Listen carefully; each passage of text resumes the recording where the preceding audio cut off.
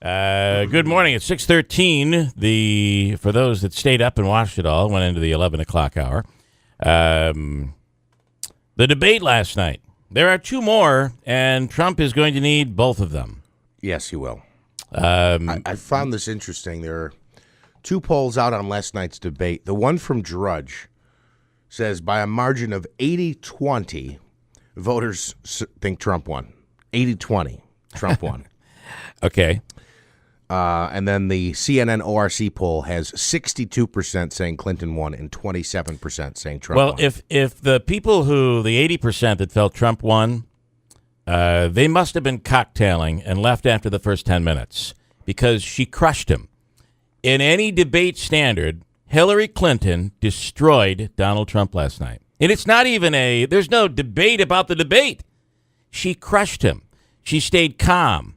She delivered her points. He lost control. At some points, he was breathing abnormally. Forget the sniffing. He was breathing. He lost his breath. He was so upset at times. She so much got under his skin that he couldn't breathe properly.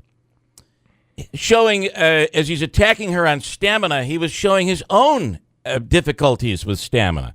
Donald Trump got crushed last night. He was unprepared. And even the New York Post, which favors oftentimes the conservative side, said it was the worst debate performance in the history of presidential debates.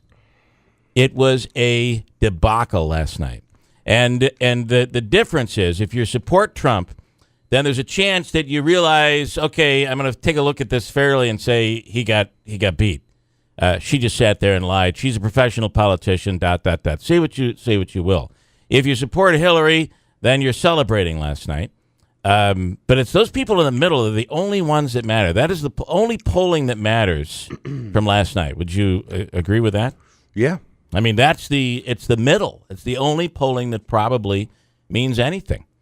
But it was an example of how unprepared. He didn't attack her when he could have. He never once mentioned the word Benghazi. Not once the whole night. How can anybody look at that performance as a Donald Trump supporter and say that he performed well? He never mentioned Benghazi. There was a family survivor of Benghazi sitting in the front row, and it was his guest. He got so tied up that he never mentioned he got onto the email, and it looked like he was going to nail her on the email thing.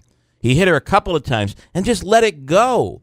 I don't understand what he was doing last night. The whole tax thing drove me crazy too, about his tax returns, that he wasn't going to release them because he handled it terribly. Listen, trust me.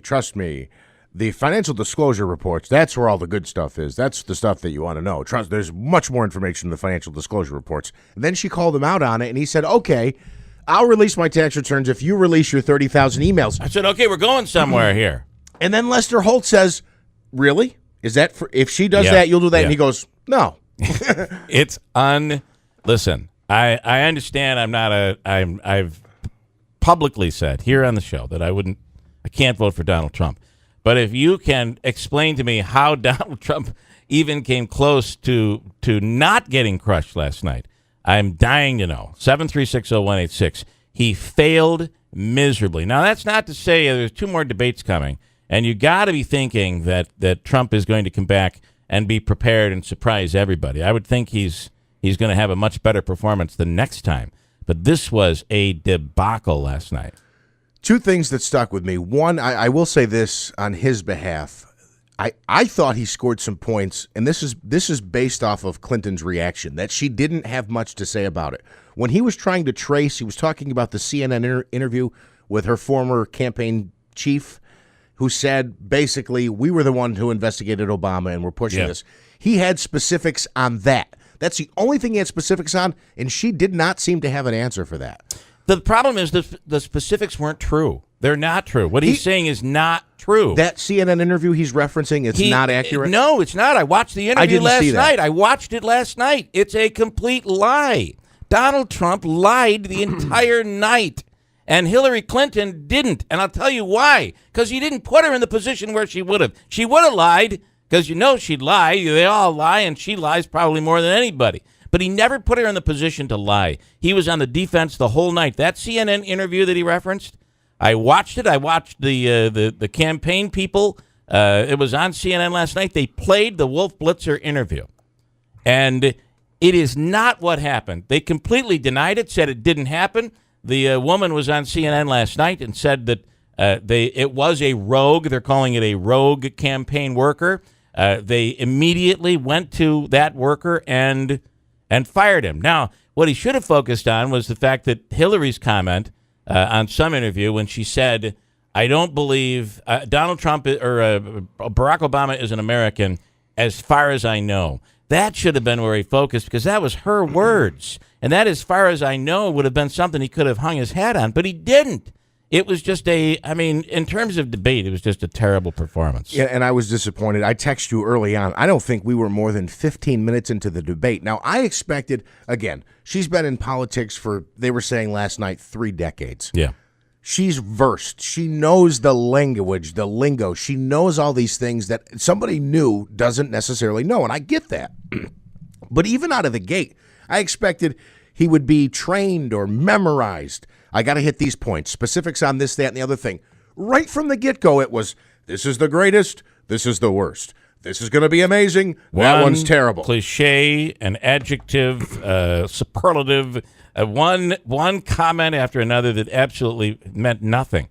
I thought that you'd see Trump. I thought the whole thing of him not preparing was faking everybody out. I thought that was just strategy. And I thought you really would have seen him. I really thought you would have seen him just come in and attack on facts. But it never happened. Andrew. Oh, no, I'm good. Okay, is there somebody on line one? Wayne. Oh, it's Wayne. I thought that he would have gone after her on facts and not gone, but he kept interrupting. And that was probably at the best part of the debate. The first 15 minutes probably were Trump's best part of the performance, the first 15. But that's when he went off track. He was really, it seems like they had worked with him, and he was trying to stay on track, but then he went off. He went way off. I loved... And the sniffing was just such a distraction. Lester Holt was trying to gain some order in that debate last night, but there were so many times where he tried to go to the next question, and Clinton had said something about Trump, and he'd go, well, are you kidding me? I've got to respond. And then it would just delay the next question. Yeah. The other thing that the sniffing, Howard Dean, I guess on Twitter, said, uncool. What is he, a cokehead? Yeah. I just thought that is the most, is so inappropriate. There's a reason why Howard Dean is where he is and never made it where he wanted to make it, right? I guess so. Idiot. Wayne, good morning, Wayne. You're on the radio. Hi, guys. How you doing? Good. I just wanted to say I'm a Trump supporter, but you're right. He looked ridiculous. He sounded ridiculous, and I don't know. She's like a pro at doing whatever needs to be done. She's a seasoned pro, like a machine. He let you down. I mean, any Trump supporter he let down last night by not. My jaw was literally down to my chest. I was just like, "Are you kidding me?" It seemed he was like so stupid. I don't understand why he didn't keep going on the email thing. I don't know why he didn't even go after her on Benghazi. It was never. These are the key issues of the reason that people don't trust Hillary Clinton. You think he's going to use it as a grand finale in like the next one or the last one, or I don't know. I got to tell you because the history of debates. The first one is the most watched. The second one is a little less, and the third one is even less. Maybe this one will be different, but I think you needed to come out of the gate and be strong. I think he'll come back strong. I do. Well, yeah, with everything that's going on with this election, nothing is as of the norm. You're right. Sure. You're right. You can't take a look at the past. But I'm not. Don't take me. This is not. I'm not here to be the Trump basher all morning long. I'm just telling you, it was horrible last night, and any Trump supporter should be upset by it that he didn't put more time into it. Yep.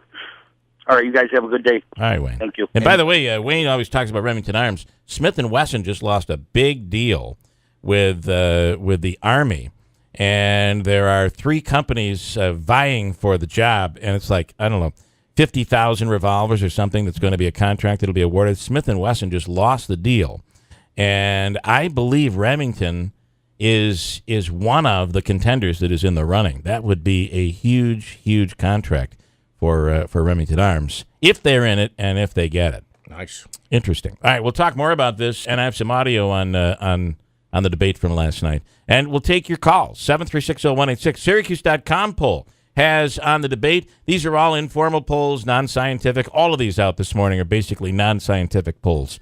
But Syracuse.com has Trump as an overwhelming winner last night in the debate. I just don't I don't know where that comes from, but it's out there. It's at Syracuse.com.